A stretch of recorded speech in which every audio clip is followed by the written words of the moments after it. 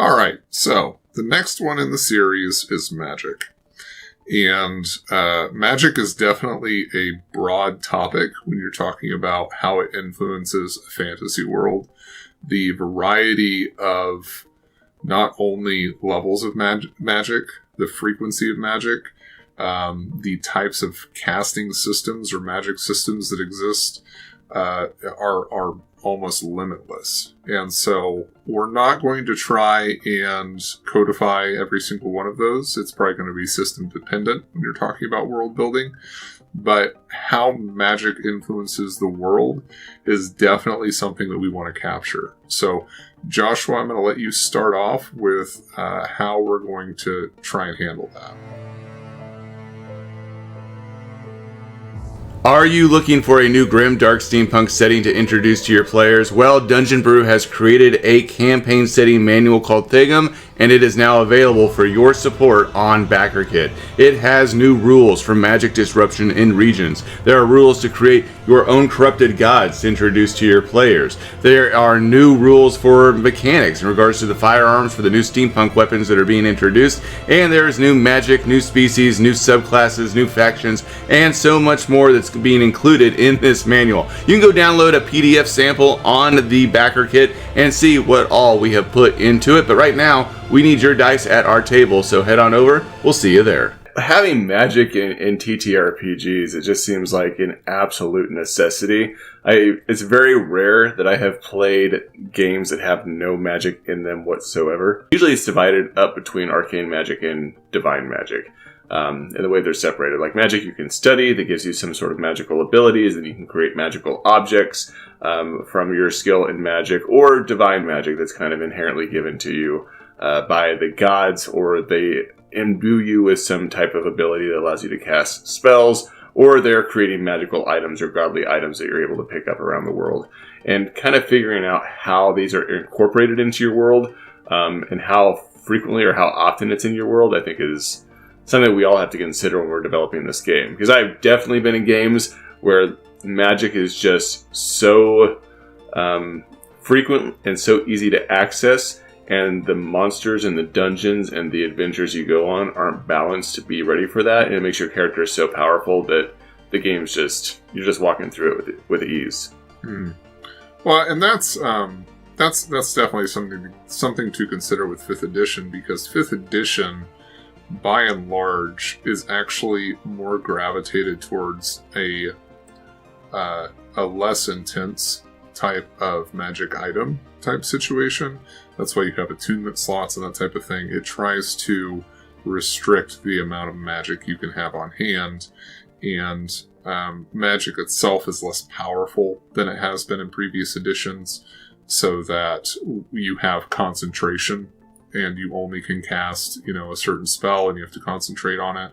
And if you try and cast another one, then you lose the spell you're currently on. You have the ability to make saves against status effects every single round. All those things have encouraged a lower magic type system than in previous editions. But in regard to the magic items are something that I think about a lot when I think about world building, because it says something about the world itself. Generally speaking, if you're looking at something like Greek culture, most of the magic items, in fact, I cannot think of a magic item that does not originate from a god.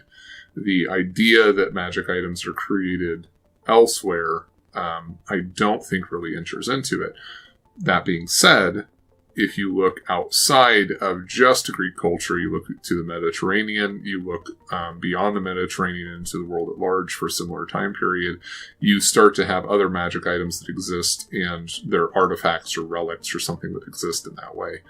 You have to make a decision when talking about magic items in regard to, are they frequent? Are they craftable? Are they creatable in this world? Because that lends itself towards a high magic, high frequency of magic type system. Because if you have the ability to create technology, you choose to create technology. If you don't have the ability to create it, then you can't and you won't. And magic equals technology for the purposes of this type of setting. So if it's something that they can make, they're going to make it. So if you don't want that to occur, then you're automatically kind of stuck in a lower magic system where magic is either something that only can be created by the gods, which definitely makes sense with a Greek setting, or it is something that was made in the before time, in the long, long ago, and the secrets to creating magic items are lost. You only are able to find them by delving into dungeons and exploring and that type of thing. They aren't a piece of the world that the world understands anymore. And that, for me, is usually the starting point when I start thinking about my magic system and how magic influences the world, is where I want magic items to be for the world, so that there's a little bit more control over where they fit in and how they influence society. So we've ran worlds where there's low magic. Right. And so there's very little magic items. You can't really craft magic items. You find them infrequently throughout the world as you're adventuring. And then you may go into dungeons and be faced with monsters that can only be hit by magical weapons or right. things along those lines. Or we have had worlds where there's a high amount of magical items and magic that's available to players. And so then they step into dungeons where they're able just to burn through enemies and creatures because of what has been available to them. Right. How, as a DM, do you make sure this is balanced, or what things do you consider when creating a world with high magic or low magic to make sure that it still remains to be a challenge and exciting for characters when they're going through that world? Okay, so if we have the low magic scenario, and you come across a monster that is more difficult because of their resistances and that type of thing, that lends itself actually towards the low magic, because you're just not throwing a ton of them at your party. It's the idea of the one Cyclops, of the one Kraken. One of these things exists in the world, and it should be difficult to defeat. It should be resistant to the magic that you have. And it is something that the players should be hesitant to engage with because of those things. So having the resistances on a monster is actually a good thing in regard to trying to make sure that it feels dangerous, that it feels low magic. When you're talking about the inverse, you're talking about a high magic setting, so your players have ample access to magic, and they are encountering monsters and they're swarming through them. There's the reason that they're cutting through them is because they have high magic, and it necessitates having a large variety of monsters or a large quantity of monsters. Both of those things become what they are because of the way that magic exists in the world. And the higher your magic, the higher frequency of monsters, or the more dangerous those monsters have to be in order to be able to compete with the party that you're dealing with. This is what's going on in the Cast Down from Haven campaign. You guys are basically fighting gods during most of this, and the reason that you're doing that is because I have made it an extremely high magic, high-powered campaign, and there's no way for me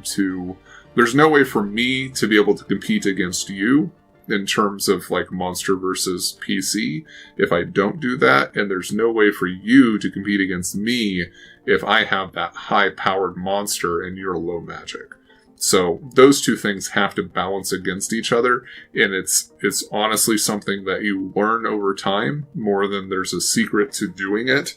There's definitely CR and HD, and there's a bunch of stuff that you can read and look at, but you really just kind of have to play with it, especially when you start going beyond the scope of the rules.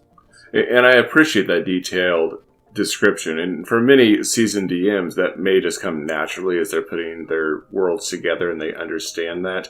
But if you're just now starting to like build a world for the first time and create this magic aspect, and maybe it's just me, a lot of the things that we're talking about in terms of world building, you can kind of stumble your way through it and it doesn't matter too much. It's not going to impact the course of gameplay. But magic is one of those things that if you don't really look at the way that you're incorporating magic and how what challenges you're giving to your characters, it can be a game breaker. Like it can just destroy them. And so I know we have it kind of far down the list here, but it's a huge thing to consider in the course of gameplay on how you incorporate magic and how it's utilized and how much access your players have to it. Right. And honestly, when we're having this conversation, or because we're having this conversation, it is easier to go low magic and introduce more magic later than it is to start with a higher magic game and then try and restrict it later. Because there is something called power creep, which I think most people are familiar with, and this happens in everything. It happens in video games, it happens in characters in TTRPGs, it happens in 5th edition as they continue to release more manuals and options for characters. Power creep is, there is a tendency to get more power and not less, even if you're trying to remain equal. And when you're talking about a low magic game, it is much easier to balance that over time if you start low and eventually move up than to start high and then try and balance that later on, because it's only going to get worse. Yeah, I like that. Honestly, and this probably makes me sound ignorant, I was not familiar with that term. So again, that's good information. I've seen that happen. I just didn't know that there was a terminology around it. Yeah. So I feel like we've maybe gotten a little bit off topic in regard to magic in the world. But one of the things that I think is important is that we were talking about Greek culture specifically. So we've already identified things like themes and culture and that type of stuff. So for themes, what we landed on was heroic fantasy and dark fantasy. Dark fantasy has a tendency to lend itself more towards a low magic system than high magic. It's not impossible. You could have high magic dark fantasy where you have the notion of blood magic and other things like that that enter into it, but it just has a tendency for grim dark or dark fantasy to be a lower magic. And that makes sense with the setting, with Greek culture, that you have things like Troy or the Iliad and the battles that were fought there. You have heroes on the field, definitely, but the vast majority of the combatants are not magical. You don't have spells being slung around everywhere, and the most powerful people on the field are people like Achilles, who is still just a man who is fighting. And it's said that he can't be killed except for his one vulnerability type thing, but ultimately he is still just a man. There's nothing special about the equipment that he wields. There's nothing special about the powers that he has in terms of, a +5 lightning spear of doom. That's not a part of it. It is very much low magic, one person versus another person in combat, and that's the way the vast majority of this world works, because it's based off of the real world. It definitely does that. There's no reason why you couldn't advance that to high magic, because the Iliad also introduces gods fighting on the battlefield alongside the warriors. And if you wanted to focus on that aspect of it, then you could definitely start to play in with the notion of a higher magic type fantasy in this type of world or this type of setting. Yeah, and I'm just also thinking of other pieces within Greek culture where you have, the oracles that kind of play into that divination piece. So that might be a magical aspect of your world. We see this, of course, in like the popularized 300 movies, where they kind of romanticize this idea of the oracles giving direction. And it also plays into what you were talking about earlier with the monsters and how frequent they are. And you have like that one Cyclops who's powerful, or the one Medusa that is a challenge to defeat. And this is, again, a popularized theme throughout Greek culture, where there's those certain creatures that there's one of them that exists somewhere in the world that's an extreme danger that you want to avoid at all costs. Right. And through all the epics that we read, Hercules and what he battles, again, is him going one-on-one against some of those monsters and creatures. Right. But all of those things are one of a kind. And that is the idea that definitely encourages that type of setting. You mentioned the 300, which again is just, it's very dramatized and, all kinds of crazy stuff thrown in it. But if that's a source of inspiration for you and that's something that you want to capture, the 300 are supposed to be human. They are fighting against monstrous hordes. That is the idea, that what is being thrown against them, there are numerous types of these creatures. There's a variety of them, and the idea is that they're facing off against something inhuman and other than what they are. Now, I'm excited to go play a Greek campaign now. This has been invigorating. Right. There's a lot of depth to this. There's a lot of options for it. We focused again on dark fantasy and low magic, but you and I both gravitate towards that, and I try to talk about the high magic and that type of thing. I play games. Obviously, the campaign I'm running right now is very high magic. I do it from time to time. My preference, though, by and large, is low magic, dark fantasy. It just has a lot more appeal to me, and I think that the world we're talking about for Greek culture definitely it leans in that direction, and it makes more sense to me than high magic. Yeah, I would like to think that we perceive it that way, and it's just not mirroring our own passions. I hope we see it that way because it really does kind of fit that, which is why we're both drawn to it. Yeah. All right. Well, our next video is going to be on technology, which is going to be an interesting flip of this coin with magic. So look for that one next week. Dungeon Brew.